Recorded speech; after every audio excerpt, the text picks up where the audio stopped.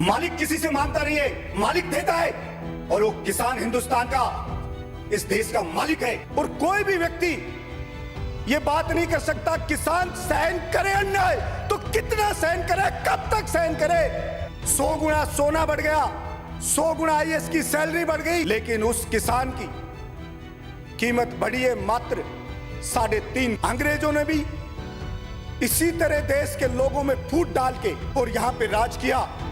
अब इन नेताओं ने जनता को बांट के पार्टियों में फूट डाल के और अपना उल्लू सीधा कर रहे हैं। मैं शपथ लेता हूं कि चाहे मेरा घर बाहर बिक जाए कि मैं अकेला नहीं हूं, या मेरी अकेले की मांग नहीं है, ये आम जनता की मांग है। वो जिंदा लाश है किसान, आपको चलता फिरता दिखता है लेकिन कब का मर चुका है वो। इतिहास गवाह है, जितनी भी क्रांतियां हुई वो इसी प्रकार से अन्याय सहते सहते जब अति होगी, बर्दाश्त से बाहर स्थिति आ गई तो उस क्रांति का जन्म हुआ।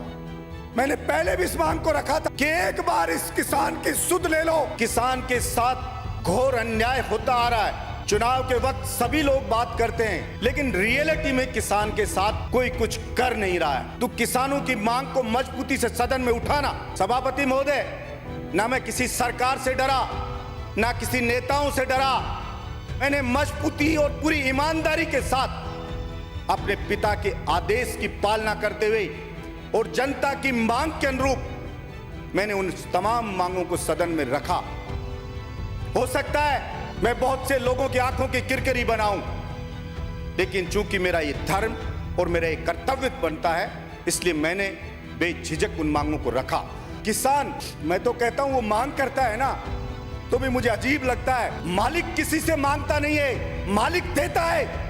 और वो किसान हिंदुस्तान का, इस देश का मालिक है। लेकिन अफसोस की बात, वो अपनी मांग भी करता है तो लोग बटे हुए नजर आते हैं अपनी अपनी पार्टियों के हिसाब से।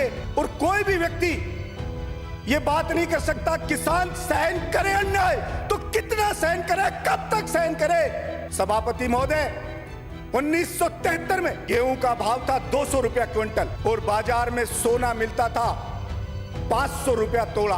आज गेहूं की कीमत बढ़कर मात्र हुई है 1700 से 1800 रुपए और सोना मिल रहा है 50,000 रुपया तोला। सभापति महोदय, 1973 में आईएएस की सैलरी होती थी लगभग 600 रुपया और आज की डेट में 100 गुना बढ़ गई है। 100 गुना सोना बढ़ गया, 100 गुना आईएएस की सैलरी बढ़ गई, लेकिन उस किसान की कीमत बढ़ी है मात्र 3.5 गुना। सभापति महोदय, मजदूर को 1973 में मजदूरी में मिलते थे 4 किलो गेहूं। आज नरेगा में मजदूरी करने जाता है, उसको जितना पैसा मिलता है उसके आते हैं गेहूं 6 किलो।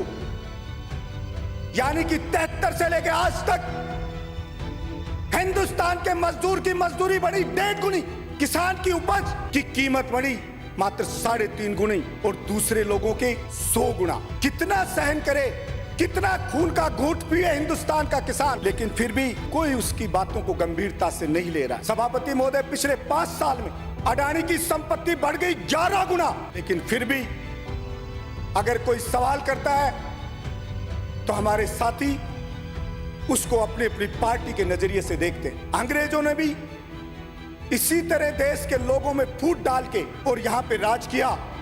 अब इन नेताओं ने जनता को बांट के पार्टियों में फूट डाल के और अपना उल्लू सीधा कर रहे हैं। मैं देखता हूं सभापति महोदय, एमएलए की हालत।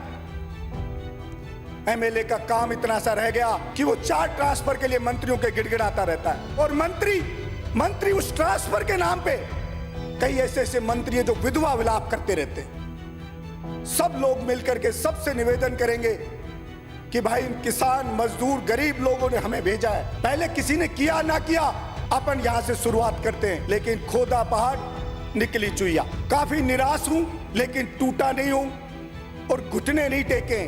और आज इस शपथ में, इस सदन में मैं शपथ लेता हूं कि चाहे मेरा घर बाहर बिक जाए, मैं जानता हूं कि मैं एक मिडिल क्लास व्यक्ति हूं, लेकिन गांव गांव ढाणी जाके मैं किसानों के हस्ताक्षर करा के लाके मुख्यमंत्री जी को देऊंगा उनकी अकेले बलजीत यादव की मांग नहीं है, 36 बिरादरी की मांग है। उनको नजरअंदाज नहीं किया जा सकता।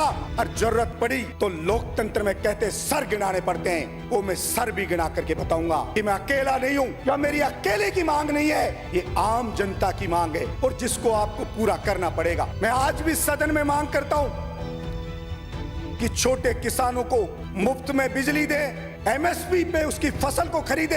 एमएसपी को भी ऐसे दिखाती है सरकारें जैसे पता नहीं उसको क्या दे रहे। एमएसपी का मतलब होता है मिनिमम सपोर्ट प्राइस, वो भी उसको नहीं देना चाहते। मैक्सिमम नहीं मांग रहे, हम मिनिमम मांग रहे। जब किसान बेचने आता है तो उन्हें पूरे दांव में बिक जाता है, क्योंकि एमएसपी पे जब फसल आती है खरीदी ही नहीं जाती। वो ज्यादा दिन रख नहीं सकता घर में, मजबूर है बेचारा, वो उन्हें पूरे दाम में बेच देता है। फिर एमएसपी पे खरीदने का ढोंग होता है। मामूली सी फसल खरीदी जाती है, बाजरे की फसल जो मेरे राजस्थान में, हिंदुस्तान में सबसे ज्यादा होती है, 41.3%, लेकिन उसको एमएसपी पे नहीं खरीदा जाता है। 2125 रुपया एमएसपी प्राइस और बाजरा बिकता है 1200-1300 रुपए में। कितना सहन करे किसान। बिजली के बिल सभापति महोदय आते हैं ना तो कपकपी छूट जाती है किसान की। किसान अपनी इज्जत को बचाना चाहता है, वो किसी के सामने हाथ नहीं फैलाना चाहता कि कैसे मेरी इज्जत को बख्श दो। वो जिंदा लाश है किसान, आपको चलता फिरता दिखता है लेकिन कब का मर चुका है। वो प्रतिदिन मरता है अपने मान सम्मान स्वाभिमान को बचाने के लिए। लेकिन पता नहीं लोग कैसे निष्ठुर हो गए, कैसे पत्थर दिल हो गए, कैसे संवेदनहीन हो गए कि किसी को भी उसका दर्द समझ में नहीं आता।